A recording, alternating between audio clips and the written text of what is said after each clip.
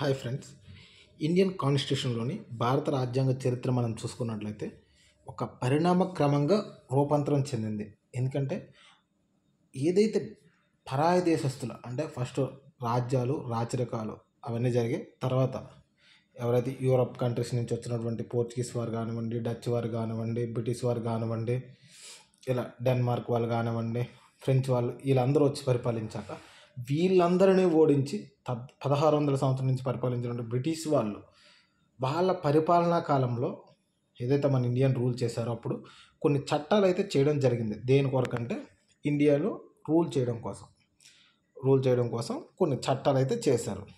అయితే ఆ చట్టాలను మరియు భారత ప్రభుత్వ చట్టం 1935 మరియు వివిధ దేశాల యొక్క రాజ్యాంగంలో ఉన్నటువంటి ఇంపార్టెంట్ ఇష్యూస్ని తీసుకొని భారత రాజ్యాంగాన్ని అయితే రాజ్యాంగ నిర్మాతలు రూపొందించడం జరిగింది. ఎందుకంటే అప్పటికి ఉన్నటువంటి దేశ కాలమాన పరిస్థితులు, అంటే ఉదాహరణకు మనం చూసుకున్నట్లయితే పౌరసత్వం గురించి చూద్దాం. పౌరసత్వం గురించి స్పెసిఫిక్గా మెన్షన్ చేయకుండా ఏం చేశారంటే దానిలో పార్లమెంట్కి లిబర్టీ ఇచ్చారు. అంటే పౌరసత్వానికి సంబంధించి ఏవైనా సవరణలు చేయాలంటే చేసుకోవచ్చు. అలాగే ఇండియన్ కాన్స్టిట్యూషన్లో ఏవైనా సవరణలు చేసుకోవచ్చు. ఎందుకంటే భారతదేశం అనేది భిన్న సంస్కృతులు, భిన్న మతాలు, భిన్న భాషలు, భిన్న వ్యక్తులు ఉన్నటువంటి దేశం. అటువంటి దేశంలో పూర్తి స్థాయిలో రాజ్యాంగం రూపొందించడం అనేది కొద్దిగా కష్టతరమైన విషయం. అయినప్పటికీ కూడా రాజ్యాంగ నిర్మాతలు ఎంతో సుదీర్ఘ దృష్టితో ఒక అత్యున్నత రాజ్యాంగాన్ని అయితే రూపొందించారని అయితే మనం చెప్పుకోవచ్చు. అయితే ఈ రాజ్యాంగం భారత రాజ్యాంగం అయితే బ్రిటిష్ ప్రభుత్వం యొక్క పాలనతో ముడిపడి ఉంది. మరియు భారతదేశ పరిపాలన కోసం బ్రిటిష్ ప్రభుత్వం ప్రవేశపెట్టిన చట్టాలు, సంస్థలు, వ్యవస్థలు మరియు పరిపాలన అంశాలు తర్వాత కాలంలో మన దేశ రాజ్యాంగానికి, చట్టాలను మరియు పరిపాలనా పద్ధతులకు పునాదులు వేసాయని చెప్పుకోవచ్చు. ఎందుకంటే మన పరిపాలనా విధానం చూడండి, మోస్ట్లీ ఎందుకంటే బ్రిటిష్ పార్లమెంట్ పరిపాలన విధానాన్ని పోలి ఉంటుందండి. యాక్చువల్గా రాజ్యాంగ నిర్మాతల మధ్య భిన్నాభిప్రాయాలు ఉన్నప్పటికీ కూడా ఒక ఏకాభిప్రాయం ద్వారా పార్లమెంటు వ్యవస్థను అయితే ప్రవేశపెట్టడం జరిగిందండి భారతదేశానికి. యాక్చువల్గా ప్రెసిడెన్షియల్ వ్యవస్థ ప్రవేశపెట్టాలి, ఇవన్నీ చాలా జరిగాయి. సరే, ఫర్దర్ క్లాసులు వస్తాయండి. బట్ ఏదేమైనప్పటికీ పార్లమెంట్ వ్యవస్థ అనేది మనకు అనుకూలంగా ఉంటుంది. ఎందుకంటే అప్పటికే మనం దానికి అలవాటు పడి ఉండడం వల్ల అదే బెటర్ అనే విధానంతో దాన్ని ప్రవేశపెట్టడం అయితే జరిగిందండి.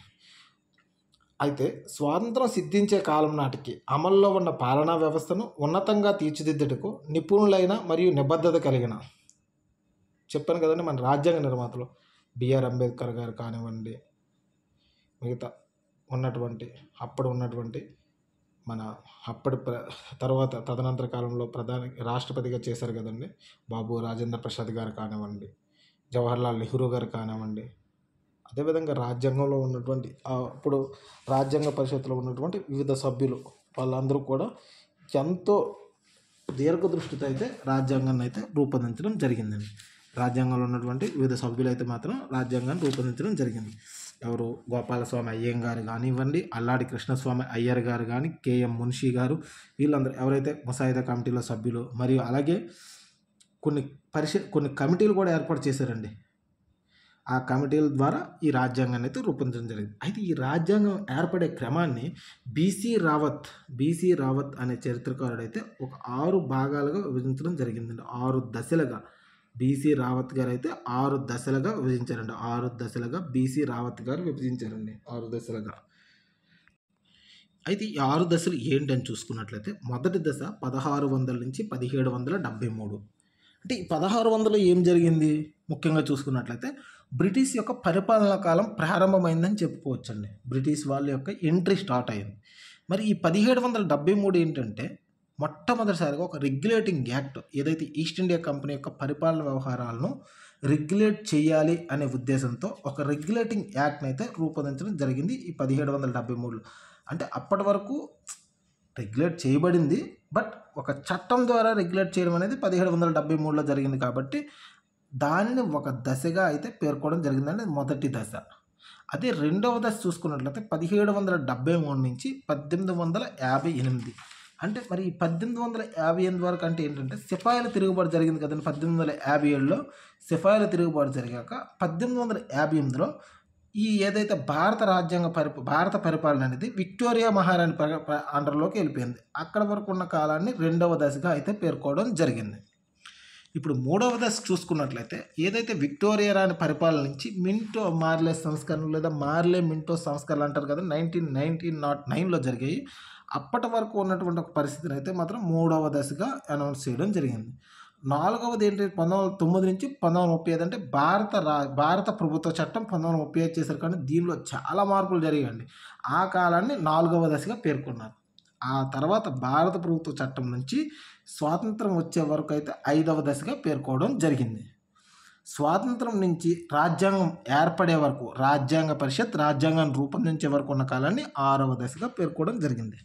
అయితే ఈ మొదటి దశలో ఏం జరిగిందంటే భారతదేశంలో వ్యాపార వ్యవహారాలు నిర్వహించుటకు 1600 సంవత్సరంలో బ్రిటిష్ ఈస్ట్ ఇండియా కంపెనీ అయితే స్థాపించడం జరిగిందండి. చెప్పాను కదా ఆల్రెడీ 1600 సంవత్సరం నుంచి ఎందుకు చెప్పుకుంటున్నాం అనేది. 1600 సంవత్సరంలో ఏం జరిగిందండి, బ్రిటిష్ ఈస్ట్ ఇండియా కంపెనీ అయితే భారతదేశంలో అయితే స్థాపించడం జరిగింది. ఇది అయితే ఎలిజబెత్ రాణి యొక్క ఆమోదంతో ఈస్ట్ ఇండియా కంపెనీని అయితే ఏదైతే బ్రిటిషర్స్ ఉన్నారో వాళ్ళు ఇండియాలో వ్యాపారం చేయడానికి ఎవరైనా పర్మిషన్ ఇచ్చారు, ఎలిజబెత్ రాణి. అప్పుడు బ్రిటిష్ మహారాణి గారు ఎలిజబెత్ గారు అయితే ఇవ్వడం జరిగింది. ఏంటి, ఒక చార్టర్ ద్వారా, అంటే ఒక ఒప్పందం ద్వారా బ్రిటిష్ రాణికి మరియు ఈస్ట్ ఇండియా కంపెనీకి జరిగిన ఒక ఒప్పందం ద్వారా ఇక్కడైతే వాళ్ళు వ్యాపారం చేసుకోవడానికి యాక్చువల్గా ఒక వ్యాపారానికి వచ్చారండి. తదనంతర కాలంలో వాళ్ళు పరిపాలించారు. ఎందుకంటే చాలా యుద్ధాలు చేసి అప్పటికే ఉన్నటువంటి వివిధ యూరప్ దేశస్తుల్ని మరియు ఉన్న స్వదేశీ రాజులను ఓడించి వాళ్ళైతే రావడం జరిగిందండి. చివరిగా మొఘలులను అయితే ఓడించడం జరిగిందని చెప్పేసి అది హిస్టరీలో వస్తుందండి. బట్ పాలిటీ పరంగా అయితే మాత్రం ఇది సరిపోతుంది. 1612 సంవత్సరంలో మొట్టమొదటిసారిగా సూరత్లో పూర్తి స్థాయిలో ఒక వర్తక వాణిజ్య కేంద్రాన్ని అయితే ఏర్పాటు చేయడం జరిగిందండి. సూరత్లో 1612లో ఒక వర్తక వాణిజ్య కేంద్రాన్ని అయితే ఏర్పాటు చేయడం జరిగింది. అయితే అది 1639 నాటికి మద్రాసులో మరియు మచిలీపట్నం ఆంధ్రప్రదేశ్లో మచిలీపట్నం ఉంది కదండి, అక్కడ కూడా వాణిజ్య కేంద్రాలు అయితే ఏర్పాటు చేయడం జరిగిందండి. అదే సమయంలో అంటే ఏదైతే వాణిజ్య కేంద్రాలు ఏర్పాటు చేశారో అప్పుడే మద్రాసులో సెయింట్ జార్జ్ కోట అయితే నిర్మాణానికి శంకుస్థాపన కూడా చేయడం జరిగింది. అయితే ఇక్కడ ఒక చిన్న విషయం చూడండి, ఇక్కడ సెయింట్ జార్జ్ కోట నిర్మించారు 1639లో.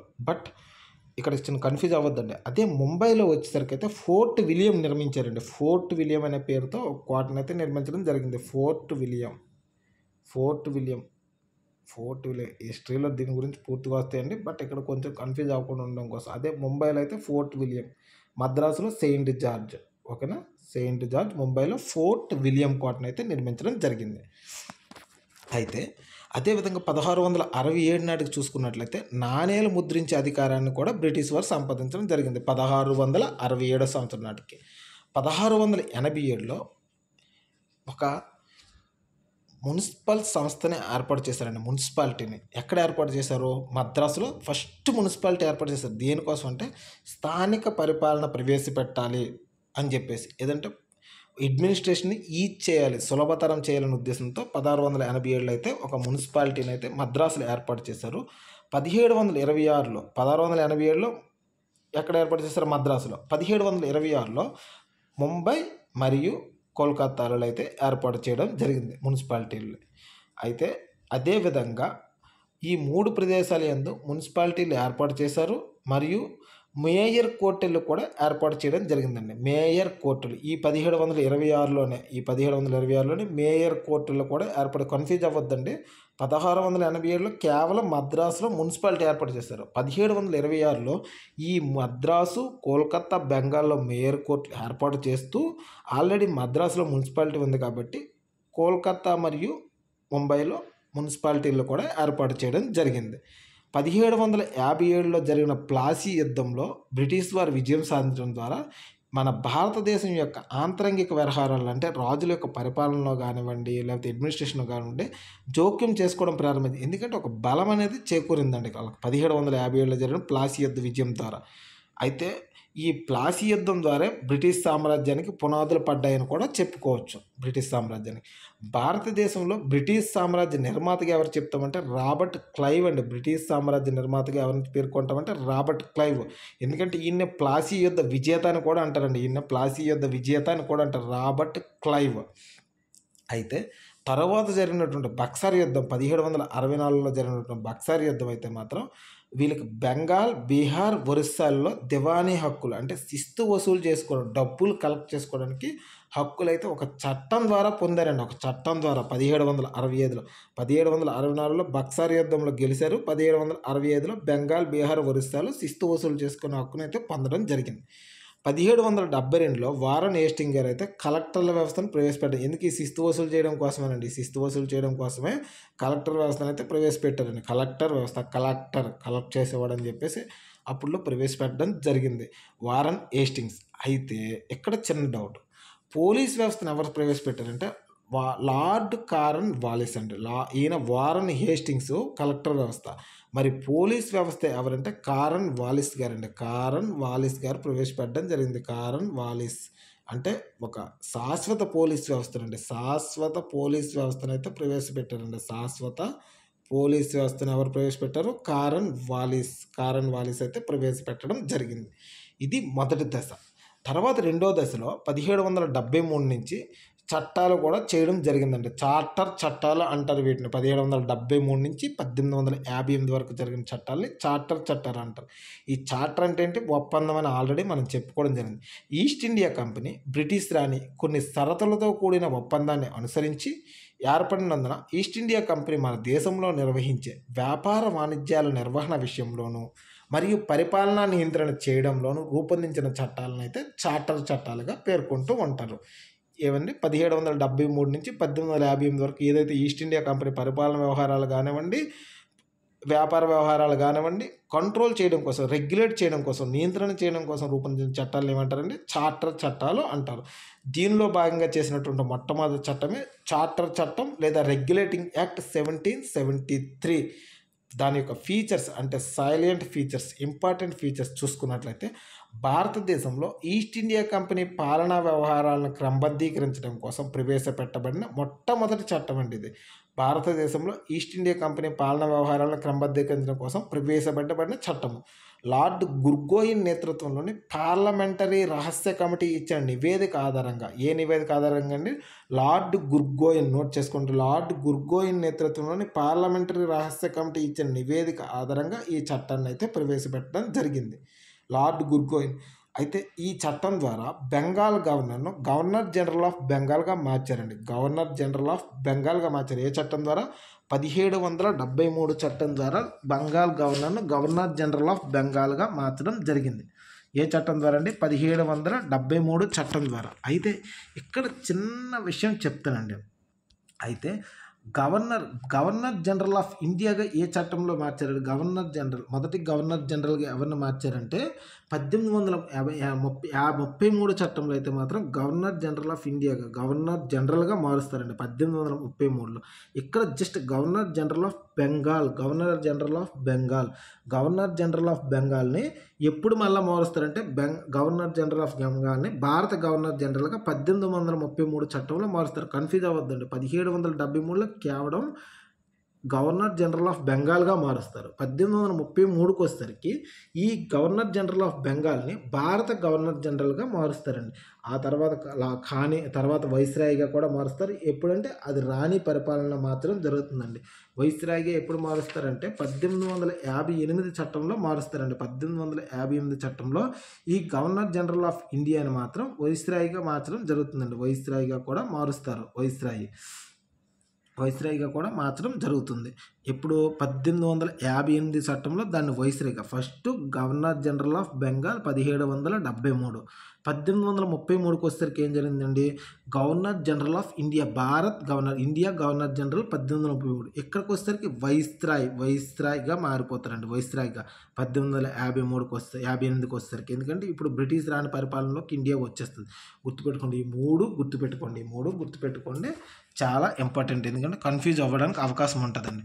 అయితే బెంగాల్ గవర్నర్ను గవర్నర్ జనరల్ ఆఫ్ బెంగాల్గా మార్చి నాటి బ్రిటిష్ ప్రధాని అయిన లార్డ్ నార్త్ ఈ చట్టానికైతే రూపకల్పన చేయడం జరిగింది. ఈ చట్టాన్ని రూపొందించిన వ్యక్తి ఎవరండి? అప్పటి బ్రిటిష్ ప్రధాని అయినటువంటి లార్డ్ నార్త్ అండి. లార్డ్ నార్త్ గారు ఈ చట్టాన్ని అయితే రూపొందించడం జరిగింది. బొంబాయి మరియు మద్రాసు ప్రెసిడెన్సీలను బెంగాల్ గవర్నర్ జనరల్ పరిధిలోకి తీసుకొచ్చారు. ఏ విధంగా? గవర్నర్ జనరల్ ఆఫ్ బెంగాల్గా మార్చి బొంబాయి మరియు మద్రాస్ ప్రెసిడెన్సీస్ ఉన్నాయి కదండి. ఆల్రెడీ 3 ప్రెసిడెన్సీలు ఏర్పాటు చేశారు, మున్సిపాలిటీలు ఏర్పాటు చేశారని చెప్పుకున్నాం కదండి. వీటిని దీని పరిధిలోకి తీసుకురావడం జరిగింది. అంటే ఈ కంట్రోల్ బెంగాల్ గవర్నర్గా ఎవరైతే ఉన్నారో ఆ గవర్నర్ పరిధిలోకి అయితే తీసుకురావడం జరిగింది. అయితే మొదటి గవర్నర్ జనరల్గా ఎవరు పనిచేశారంటే వారన్ హేస్టింగ్స్ గారండి. వారన్ హేస్టింగ్స్ గుర్తుపెట్టుకోండి. మొట్టమొదటి గవర్నర్ జనరల్ ఆఫ్ బెంగాల్కి ఎవరండి? Warren Hastings. గవర్నర్ జనరల్కి సలహాలు ఇవ్వడం కోసం 4 సభ్యులతో కూడిన ఒక కౌన్సిల్ని కూడా ఏర్పాటు చేశారండి. ఒక కౌన్సిల్ 4 సభ్యులు, అడ్వైజరీ కమిటీ లాగా ఒక 4 సభ్యులండి. 4 సభ్యులను అయితే మాత్రం ఏర్పాటు చేయడం జరిగిందండి గవర్నర్ జనరల్కి సలహాలు ఇవ్వడం కోసం. కలకత్తాలోని పోర్ట్ విలియం కోటలో ఈ చట్టాన్ని అనుసరించి 1774లో సుప్రీంకోర్టు ఏర్పాటు చేయడం జరిగింది. సుప్రీంకోర్టు కలకత్తాలోని పోర్ట్ విలియం కోటలో, కలకత్తాలోని పోర్ట్ విలియం ఆల్రెడీ చెప్పాం కదండి, నిర్మాణం చేపట్టారని చెప్పేసి. అక్కడ సుప్రీంకోర్టును 1774లో ఏర్పాటు చేయడం జరిగిందండి. అక్కడ సుప్రీంకోర్టును 1774లో సుప్రీంకోర్టును ఏర్పాటు చేశారండి. కలకత్తాలో జరిగినటువంటి పోర్ట్ విలియం కోట ఉంది కదండి, కలకత్తాలోని పోర్ట్ విలియం కోట, అక్కడ ఒక సుప్రీంకోర్టుని ఏర్పాటు చేశారండి. సుప్రీంకోర్టును ఏర్పాటు చేయడం జరిగింది. ఒకసారి గుర్తుపెట్టుకోండి, ఇక్కడ కలకత్తాలో పోర్ట్ విలియం, అదే మద్రాసులో అయితే ఏంటంటే సెయింట్ జార్జ్ కోట అని కూడా చెప్పని మరొకసారి రిపీట్ చేస్తున్నాను. సెయింట్ జార్జ్ 1639లో, సెయింట్ జార్జ్ మద్రాసులో 1639లో, సెయింట్ జార్జ్ మద్రాసులో. ఆల్రెడీ మొదట చెప్పానండి 1639 సెయింట్ జార్జ్ ఎక్కడండి? మద్రాస్. అది ఇక్కడ కలకత్తాకు వచ్చేసరికి పోర్ట్ విలియం అండి. పోర్ట్ విలియం, సారీ అక్కడ ముంబై అని చెప్పినట్టున్నాను, కోల్కత్తాలో పోర్ట్ విలియం. ఈ పోర్ట్ విలియంలో ఏమిటండి 1774లో సుప్రీంకోర్టు అయితే ఏర్పాటు చేయడం జరిగిందండి. సుప్రీంకోర్టు అయితే ఏర్పాటు చేయడం జరిగింది పోర్ట్ విలియంలో 1774. ఏ చట్టాన్ని అనుసరించి అంటే 1773 రెగ్యులేటింగ్ యాక్ట్ను అనుసరించి పోర్ట్ విలియంలో ఏర్పాటు చేయడం జరిగిందండి 1774. అయితే దీనికి మొదటి ప్రధాన న్యాయమూర్తి ఎవరంటే సర్ ఎలిజా హింఫే. ఈయనతో పాటు 1+3 న్యాయమూర్తులు అయితే ఏర్పాటు చేయడం జరిగింది. అయితే సుప్రీంకోర్టు ఇచ్చినటువంటి తీర్పులు అంతిమం కాదండి, దీని మీద అప్పీల్ కూడా చేసుకోవచ్చు. ప్రీవీ కౌన్సిల్, ఇది ఎక్కడ ఉంటుంది? లండన్లో ఉన్నటువంటి ప్రీవీ కౌన్సిల్కు అప్పీల్ చేసుకోవచ్చు. ఈ చట్టం ద్వారా భారతదేశంలో కేంద్రీకృత పాలనా వ్యవస్థ నెలకొల్పబడింది. అంటే కేంద్రీకృత పాలనా వ్యవస్థ నెలకొల్పబడిందని ఏ విధంగా చెప్తున్నామంటే, ఎవరైతే గవర్నర్ జనరల్ ఆఫ్ బెంగాల్ ఉన్నారో దాని పరిధిలోకి బొంబాయి మరియు మద్రాసును తీసుకొచ్చారు కదండి. అంటే ఒక కేంద్రీకృత పరిపాలనా వ్యవస్థను అయితే ప్రవేశపెట్టడం జరిగింది. ఈ చట్టం భారతదేశంలో బ్రిటిష్ వారు ఆశించిన మార్పులను తీసుకురావడంలో విఫలమైందని పేర్కోవచ్చు. బ్రిటిష్ ప్రభుత్వం ఈస్ట్ ఇండియా కంపెనీ ద్వారా పరోక్షంగా మన దేశంపై ఆధిపత్యం అయితే చాటుకోవడం జరిగిందండి. 1773 చట్టాన్ని మొదటి భారత రాజ్యాంగ చట్టంగా కూడా పేర్కొంటారు. మొదటి భారత రాజ్యాంగ చట్టం ఏది అంటే 1773 చట్టం అని కూడా చెప్పొచ్చండి. బ్రిటిష్ ప్రభుత్వ పాలనా కాలంలో రూపొందించిన చట్టాలను 1858 తర్వాత చట్టాలని కౌన్సిల్ చట్టాలుగా పేర్కొంటారండి. ఇందాక ఆల్రెడీ చెప్పాం కదండి, 1773 నుంచి 1858 వరకు అయితే రెగ్యులేటింగ్ యాక్ట్స్ అండి. 1858 తర్వాత బ్రిటిష్ రాణి పరిపాలనలోకి వచ్చిన చట్టాల తర్వాత అయితే మాత్రం కౌన్సిల్ చట్టాలుగా పేర్కొంటారండి. ఈస్ట్ ఇండియా కంపెనీ పాలనా కాలంలో రూపొందించిన చట్టాలు 1858కి ముందు అయితే చార్టర్ చట్టాలండి. 1858కి ముందు అయితే చార్టర్ చట్టాలు, 1858 తర్వాత అయితే కౌన్సిల్ చట్టాలుగా పేర్కొంటారండి. కౌన్సిల్ చట్టాలు ఏర్పడిన నాటికి బ్రిటిష్ వాళ్ళు, అంటే బ్రిటిష్ రాణి పరిపాలనలోకి ఇండియా వెళ్ళింది. అంతకుముందు చేసినట్టు ఈస్ట్ ఇండియా కంపెనీ అయితే రూల్ చేస్తూ ఉండేదండి. అంతకుముందు ఈస్ట్ ఇండియా కంపెనీ, ఇది కన్ఫ్యూజ్ అవ్వద్దండి.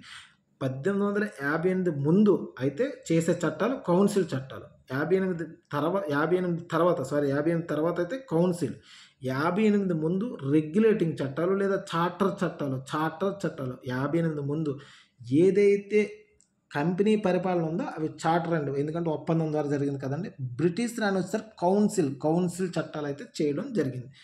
అయితే 1773 చట్టానికి ఎక్స్టెన్షన్గా ఒక చట్టాన్ని చేయడం జరిగిందండి. విస్తరణ చట్టం, ఎక్స్టెన్షన్ యాక్ట్ 1781. ఇది బ్రిటిష్ ప్రభుత్వం మొదటిసారిగా మన దేశంలో బ్రిటిష్ పాలిత ప్రాంతాలు అనే అంశాన్ని ఈ చట్టం ద్వారా ప్రస్తావించిందండి.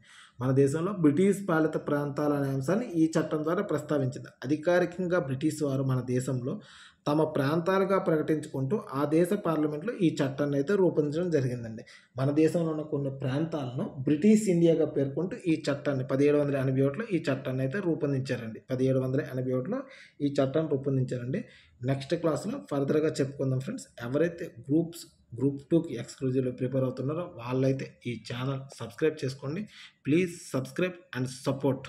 అంతేకాకుండా ఎవరైతే ఎస్ఐ మరియు కానిస్టేబుల్ మరియు సచివాలయం ఉంటాయి కదండి, సచివాలయం వెరీ సూన్ సచివాలయం నోటిఫికేషన్ వస్తుంది. ఆల్రెడీ ఎస్ఐ ఎగ్జామ్ అయిపోయిందండి. నెక్స్ట్ నోటిఫికేషన్ కోసం వెయిట్ చేయాలి. ప్రస్తుతం ఉన్న పరిస్థితుల్లో అయితే మాత్రం కానిస్టేబుల్ ఎగ్జామ్ ఇంకా ఉందంటే ఈవెంట్స్ ఏవైతే ఉన్నాయో ఆంధ్రాలో, తెలంగాణలో అయితే చాలా నోటిఫికేషన్స్ ఇంకా పోస్ట్ పోన్ అయ్యి ఉన్నాయి. ఫర్దర్గా నెక్స్ట్ గవర్నమెంట్లోనే జరిగితే ప్రస్తుతం అక్కడ ఎలక్షన్స్ జరుగుతున్నాయండి. ఆంధ్రాలో అయితే నోటిఫికేషన్స్ రావడానికి చాలా ఛాన్స్ ఉంది. ఎందుకంటే ఏప్రిల్ వరకు ఎలక్షన్ నోటిఫికేషన్ అండి. ఏప్రిల్లో మేబీ ఎలక్షన్ నోటిఫికేషన్ వచ్చే అవకాశాలు ఉన్నాయని ప్రస్తుతం ఉన్న ఇన్ఫర్మేషన్ ప్రకారం అయితే జరుగుతుంది. కాబట్టి ఆంధ్రాలో ఎవరైతే ఉన్నారో గ్రూప్స్కి ప్రిపేర్ అయ్యే విద్యార్థులు, ఎక్స్క్లూజివ్లు గ్రూప్స్ మరియు పంచాయత్ సెక్రటరీ కానివ్వండి, అదేవిధంగా సచివాలయం నోటిఫికేషన్ కోసం మరియు కానిస్టేబుల్స్ ఎవరైతే ఉన్నారో వాళ్ళు ఈ ఛానల్ అయితే సబ్స్క్రైబ్. ఎవరైతే కోచింగ్కి వెళ్ళడానికి కొద్దిగా ఇబ్బంది పడతారో, దూరంగా ఉంటారో వాళ్ళకైతే ఖచ్చితంగా యూజ్ఫుల్ అవుతుందండి. వీటితో పాటు ఆల్రెడీ కరెంట్ అఫైర్స్ చెప్తూనే ఉన్నాము. ఇక నుంచి ఏంటంటే Indian polity, AP history classes అయితే ఏపీ హిస్టరీ చెప్పే వాళ్ళమే. కొద్దిగా అప్డేట్ ఇన్ఫర్మేషన్, కొత్త జిల్లాల ఇన్ఫర్మేషన్ కొద్దిగా డిలే అవుతుంది. దానివల్ల చెప్పడానికి కొంచెం డిలే అయిందండి. పాలిటీ క్లాసెస్ అయితే అప్డేట్ చేస్తాం. దీంతోపాటు ఇండియన్ హిస్టరీ కూడా చెప్పడం జరుగుతుందండి. ఎవరైతే ఈ ఛానల్ ఫస్ట్ టైం చూస్తున్నారో ప్లీజ్ సబ్స్క్రైబ్ అండ్ సపోర్ట్.